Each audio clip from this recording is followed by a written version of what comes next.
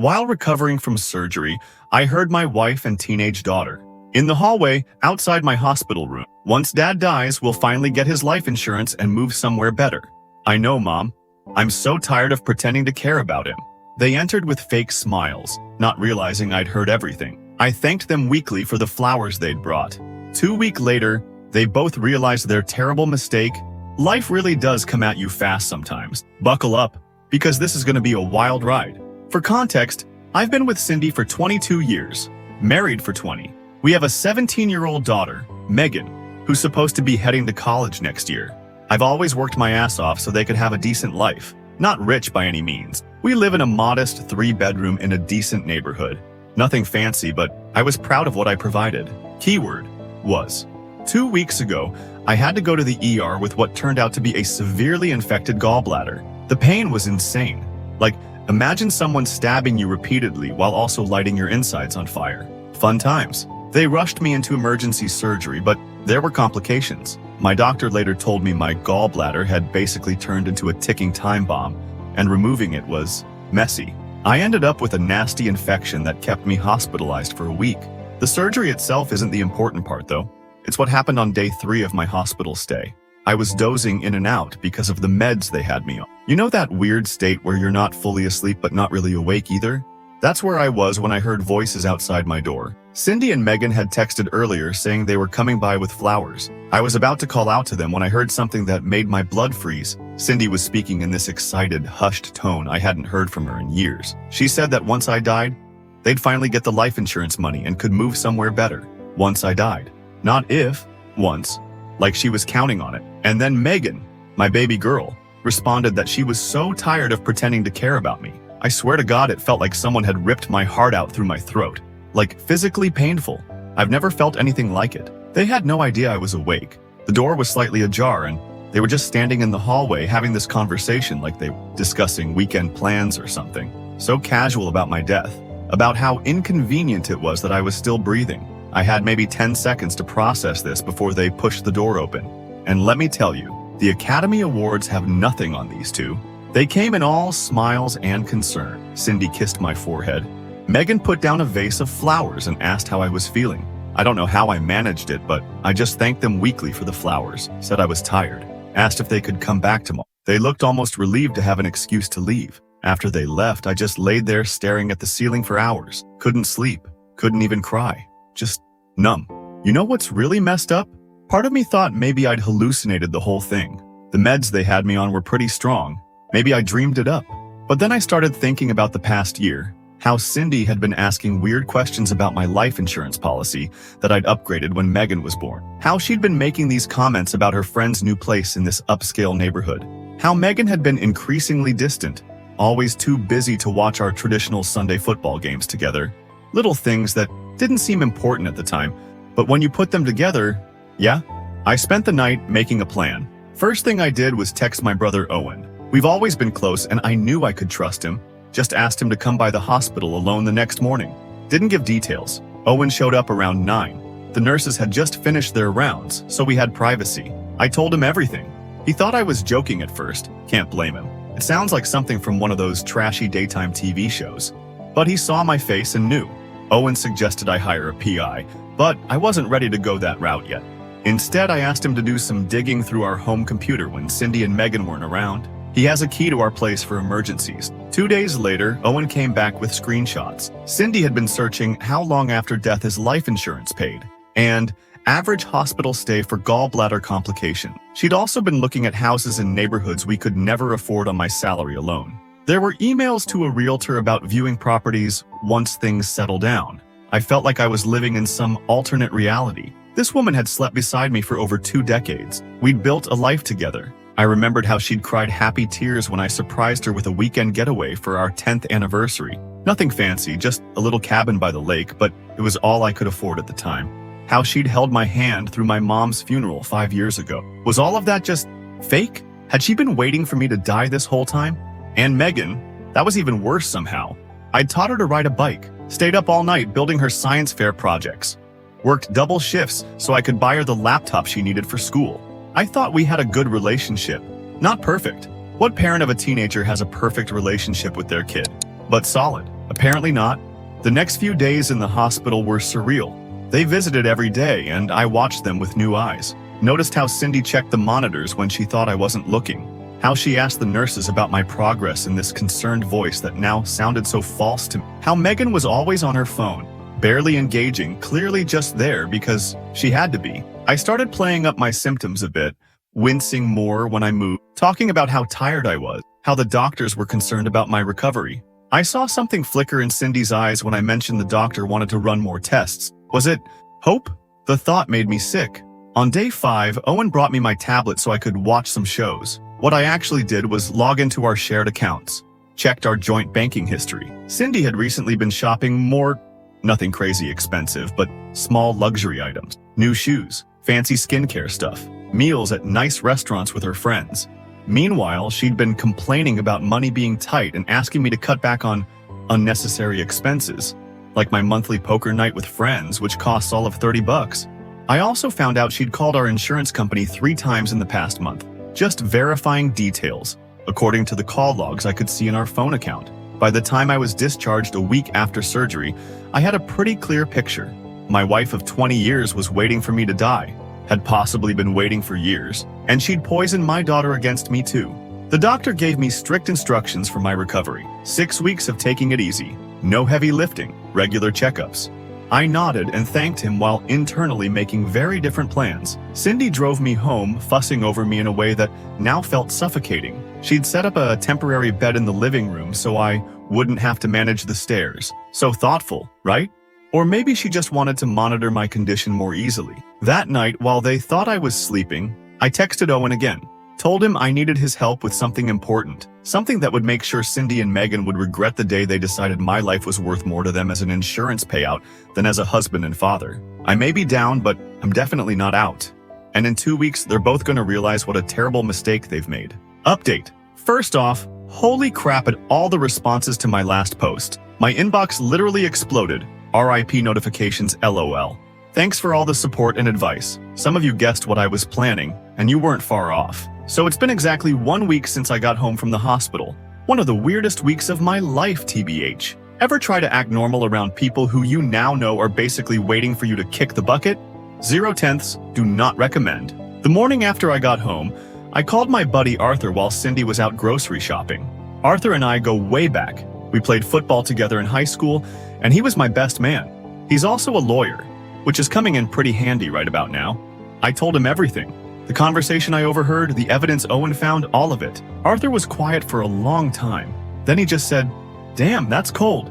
He advised me not to confront them yet. Said I needed more evidence and to get my financial ducks in a row first. Smart man. He came over the next day while Cindy was at her weekly book club. Spoiler alert. Based on her Goodreads activity, she hasn't actually read a book in months. We sat in my temporary living room bed setup, and he walked me through all my options. Divorce is obviously on the table, but there's more to it than that. I wanted to make sure that when I pulled the trigger on this, there would be no room for them to weasel their way back in or take me for more than they deserve, which at this point is exactly 0. The first thing Arthur suggested was changing my life insurance policy. Currently, Cindy is the primary beneficiary, with Megan as secondary. We set it up that way years ago when Megan was little. The policy is worth $350,000, not a fortune, but enough to apparently inspire murder by waiting in my dear wife's heart. Arthur helped me contact my insurance agent to make the changes. I removed Cindy completely and changed the split to 60% to a cancer research foundation. My dad died of cancer 10 years ago. And 40% to Megan, but with a twist. It goes into a trust that she can't access until she's 30. And here's the kicker. My brother Owen will be the trustee, not Cindy. So even if I do kick the bucket, Cindy gets exactly jack squat. Next up was our joint bank accounts. We've got about $37,000 in savings. Not a ton, but we've been putting away a little each month for years. Arthur advised me to move half into a new account under just my name. Legally, I'm entitled to 50% without raising red flags in divorce proceeding. So that's what I did. Transferred $18,500 to a new account at a different bank. The look on the bank teller's face when I explained I needed a new account, I must have looked like hell, still recovering and all. She probably thought I was dying for real and trying to hide money from the government or something, LOL. While I was handling the financial stuff, Owen was helping me gather more evidence. He's been coming over to help out around the house while I recover, Cindy actually seemed grateful for this at first, less work for her. But Owen's been paying attention. He noticed how she barely checks on me when she thinks no one's watching, how she sighs heavily when she has to bring me something, little things that add up. And then there's the phone calls. She's been making them from the back porch, speaking quietly. Owen accidentally overheard one while he was taking out the trash. Cindy was talking to her friend Lisa about houses in Oak Ridge, a fancy neighborhood across town that we've driven through before, with me commenting that we could never afford it. Owen said she was discussing financing options that would be available soon. I started keeping a video diary on my phone, just short clips where I talk about what's happening, how I'm feeling, what I've discovered. Date and time stamped. Arthur said it might be useful if things get messy in court. Plus, honestly, it helps to talk it out, even if it's just to my phone camera at 2 a.m. when I can't sleep. The craziest part of all this is pretending. I've been playing up my weakness, moving slower than I need to, wincing more than necessary. The doctor said recovery would take about 6 weeks, but I'm actually feeling better already. Not 100%, but definitely not the invalid I'm portraying. It's like this weird psychological game I'm playing, and it's working. Cindy's gotten comfortable with the idea that I'm basically helpless. She started taking more me time, going out with friends, shopping trips, even a weekend girls' getaway that I'm pretty sure I'm funding. Meanwhile, I'm supposedly too weak to do much beyond shuffle to the bathroom and back. 3 days ago, I hit the mother load. Cindy left her laptop open when she went to take a shower. I almost didn't look. Felt like a line I wasn't sure I wanted to cross. But then I remembered the hospital hallway, the casual way they discussed my death. So yeah, I looked. Her search history was illuminating. Lots of luxury items way beyond our budget, vacation destinations, and emails. So many emails with her friend Lisa about their fresh start plans. One literally said, "Hanging in there, won't be much longer now." Who says that about their husband who just had surgery? I took pictures of everything with my phone, added them to my growing collection of evidence. Then there's Megan. That's been the hardest part of all this. I kept hoping maybe she was just going along with Cindy, that she didn't really mean what she said. But nope. Yesterday, Megan left her phone on the kitchen counter while she went to the bathroom. I know her passcode. It's her birthday. Yeah, real secure, kid. I opened her messages. There was a group chat with her friends where she was complaining about having to play nurse for me. She called me pathetic, said she couldn't wait to get out of this dump, and that her mom had promised they'd move somewhere better once the insurance comes through. One of her friends asked if that was kind of messed up. Megan replied with, "Whatever. He's barely even my real dad anyway. He's just the guy who married my mom." That one hit different. I'm not her biological father. Cindy had her from a previous relationship, but I've raised her since she was 2. I'm the only dad she's ever known. I've never once treated her as anything less than my own flesh and blood. I was there for every school play, every scraped knee, every nightmare. I put money aside every month for her college fund.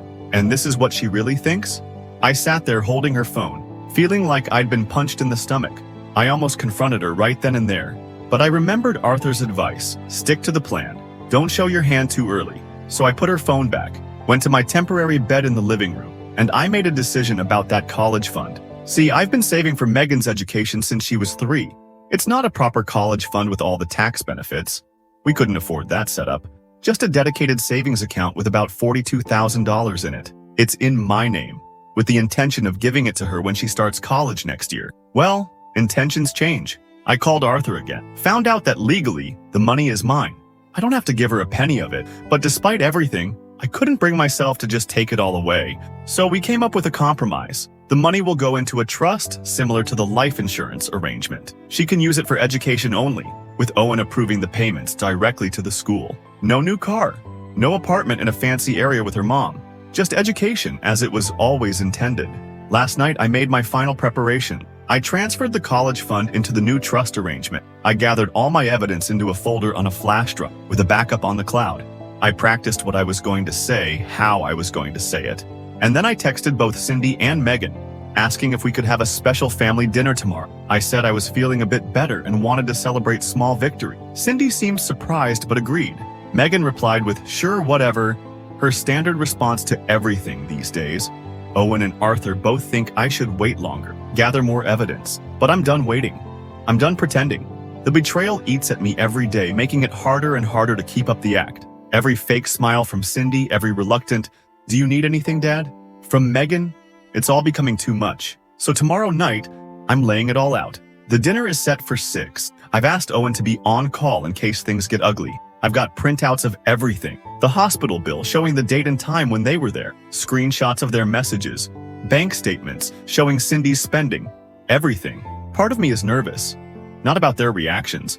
Honestly, I'm beyond caring how they feel at this point. I'm nervous about how I'll feel afterward. Will this even make me feel better? Will anything?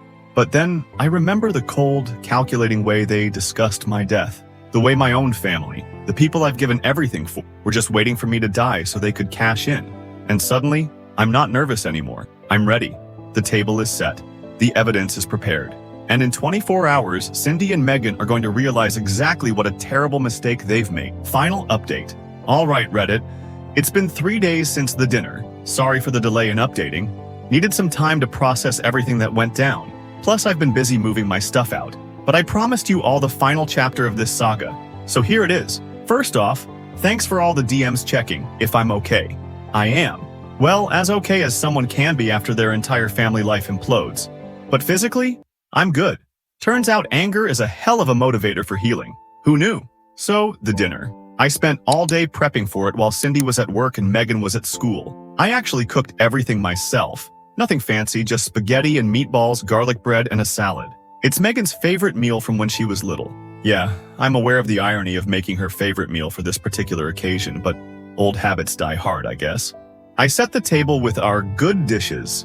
You know, the ones that normally only come out at Thanksgiving or Christmas. Printed out all my evidence and put it in a folder next to my plate. Set up my phone to record everything. Even shaved and put on a nice button-down shirt instead of the sweatpants and t-shirts I'd been living in during my recovery. Owen texted me around 5 to check in. Asked if I was sure I wanted to do this without him there. I told him I needed to handle it myself, but that he should be ready to come over if I called. Arthur had also texted his support, reminding me to stay calm and stick to the facts. At about 5:30, Cindy came home. She seemed surprised to see the table set and food made. Asked if Owen had helped me with it all. I just smiled and said I was feeling much better.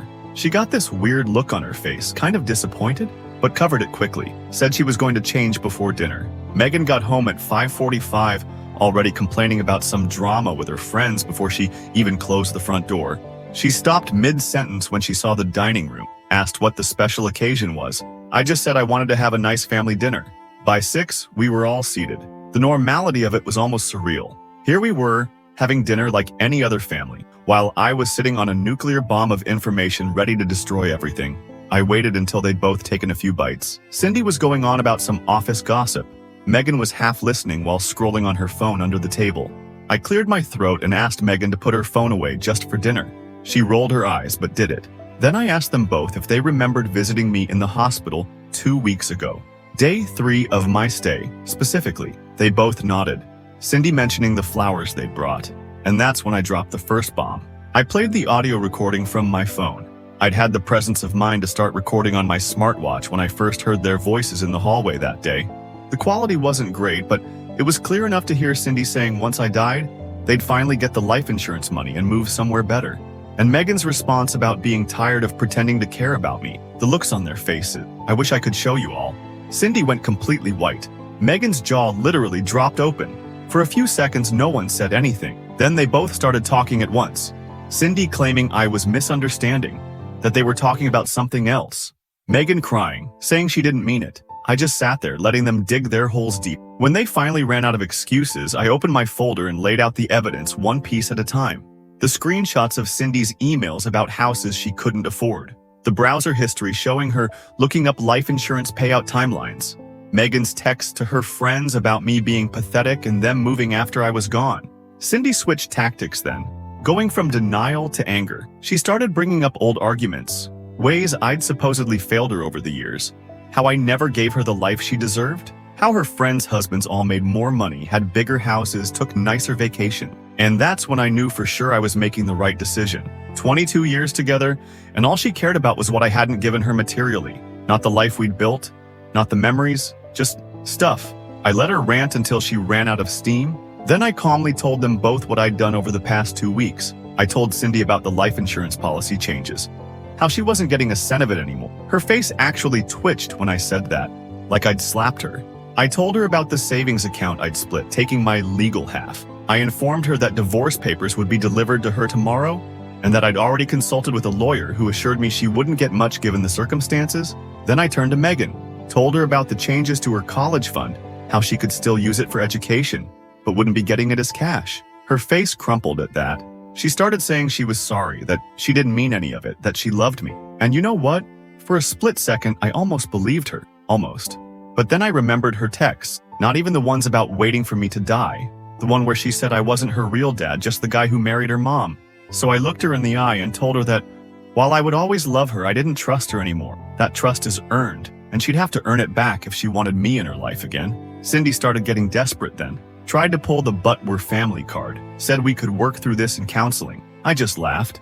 Asked her if she'd been thinking about our family bond when she was planning how to spend my life insurance. The dinner was basically over at that point. Food, half-eaten and cold. Cindy crying. Megan texting someone frantically under the table. Probably her friends for support. I stood up and told them I'd be staying at Owen's place effective immediately, and that I expected them both to be out of the house by the end of the month, once the divorce proceedings determined how assets would be split. Then I grabbed my pre-packed bags from the bedroom and walked out.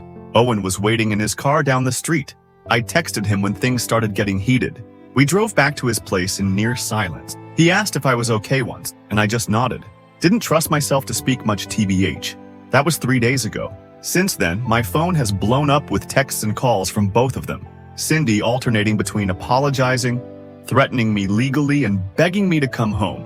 Megan mostly just saying sorry over and over. I've been responding minimally, just factual stuff about the divorce process and when I'll be by to get more of my things. The practical fallout has been complicated. I'm staying in Owen's spare room for now while looking for an apartment. The divorce notification has been delivered, and Cindy apparently had a complete meltdown when she realized I was serious. She's already tried calling Arthur, my lawyer friend, to explain her side. He didn't take the call, obviously. The hardest part has been dealing with mutual friends and family. Everyone wants to know what happened. Some have taken sides without even hearing the full story. My mom has called like 15 times, confused about why her daughter-in-law and granddaughter are suddenly saying I've lost my mind and abandoned the family. I'm handling it one person at a time, showing the evidence when necessary. Most people get it once they hear the recordings. A few think I'm overreacting, that I should forgive them because family is family. Those people can kindly F***CK right off. TBH. So where does this leave? Staying at my brother's place at 49 years old, starting over after 2 decades of marriage. It's not where I expected to be at this point in my life, that's for sure. But you know what? I'm not as devastated as I thought I'd be. There's something weirdly freeing about having all the illusions stripped away. No more pretending everything is fine when it isn't. No more working myself to death for people who see me as a meal ticket rather than a husband and father.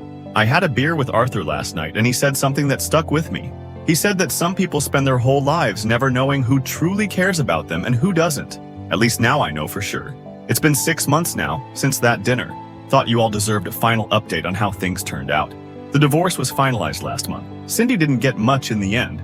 Arthur made sure of that. The evidence of her essentially waiting for me to die was pretty damning in the proceedings. She's had to downsize to a small apartment and actually get a full-time job instead of the part-time gig she'd been doing for years. From what I hear through mutual friends, she's bitter AF and telling anyone who'll listen that I ruined her life. Whatever. I've moved into my own place now. Nothing fancy. A 1-bedroom apartment closer to where I work. It's weird living alone after so many years, but also peaceful in a way I'd forgotten. No one questioning why I want to watch football all Sunday.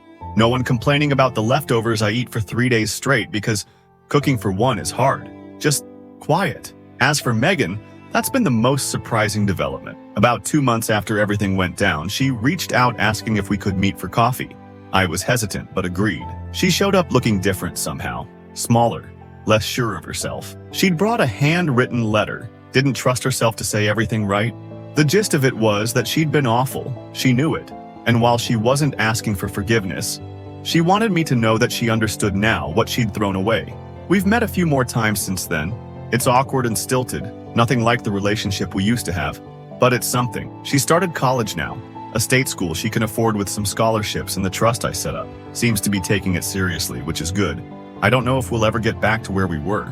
Some trust, once broken, stays that way. But I'm open to seeing where it goes. She's young, and young people make stupid, cruel mistakes sometimes. I'm not ready to write her off completely. Cindy, on the other hand, That chapter is closed for good. Some betrayals cut too deep to ever heal properly, so that's where things stand now. Not exactly a fairy tale ending, but a real one. Life goes on, even after the people you thought would always be there show their true colors. Thanks for coming along on this journey with me, Reddit.